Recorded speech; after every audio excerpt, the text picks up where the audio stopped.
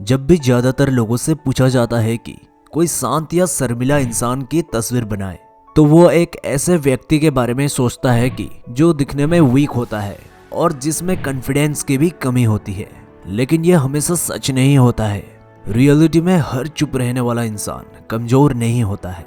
आप शांत भी हो सकते हैं और बड़े आत्मविश्वास के साथ लोगों को अट्रैक्ट भी कर सकते हैं। दोस्तों, इस वीडियो में मैं आपको ऐसी बातें बताऊंगा जिन्हें आप अपनाकर अपनी चुप रहने की आदत को ताकत में बदल सकते हैं और बिना चिल्लाए या जोर जबरदस्ती के पूरी दुनिया को अपनी ओर अट्रैक्ट कर सकते हैं।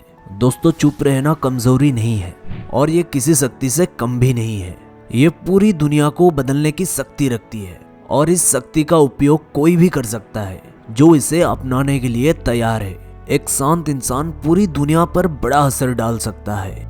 आपको इससे रिलेटेड एक मॉन्क की कहानी बताता हूँ। एक बार 4 मॉन्क्स ने 2 हफ्ते तक बिना कुछ बोले चुपचाप ध्यान करने का निश्चय किया। उन्होंने इस अभ्यास के प्रतीक के रूप में एक कैंडल जलाई, जो कि उन्हें हर वक्त ये याद दिलाती रहेगी कि उन्हें बिना कुछ बोले बस ध्यान करना है। इसके बाद उन मॉन्क्स ने ध्यान करना शुरू किया। पहले दिन की रात होते होते कैंडल टिमटिमाई और फिर बुझ गई।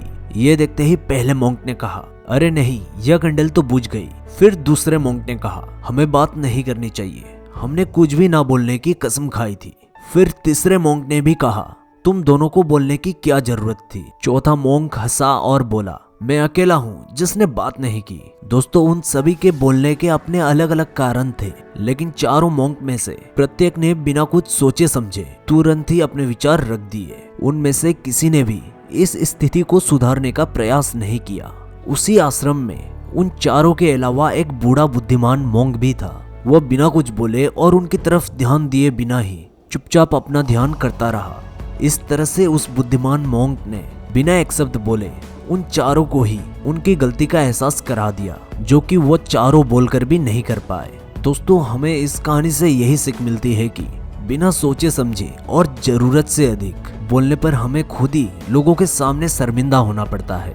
एक समझदार व्यक्ति कभी भी बिना मांगे किसी को सलाह नहीं देता है, क्योंकि वह यह जानता है कि बिना मांगे दी गई सलाह का कोई मतलब नहीं होता और ना ही सामने वाला उस सलाह को मानता है।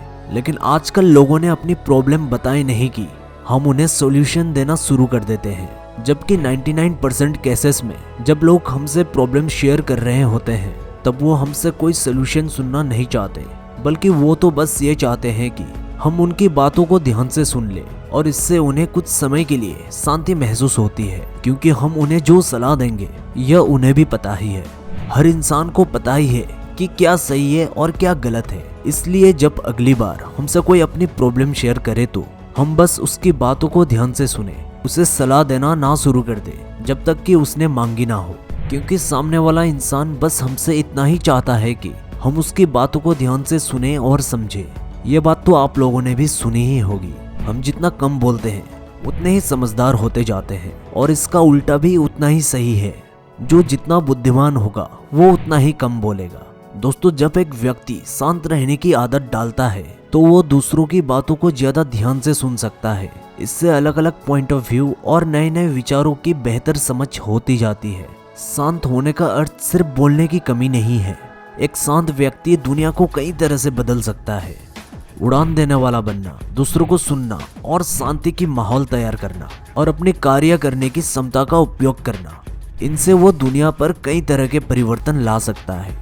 आर्ट ऑफ साइलेंस को कम तरह से समझा नहीं जाना चाहिए, क्योंकि ये आर्ट शोर और हाहाकार से भरे इस दुनिया में सकारात्मक परिवर्तन लाने की क्षमता रखती है।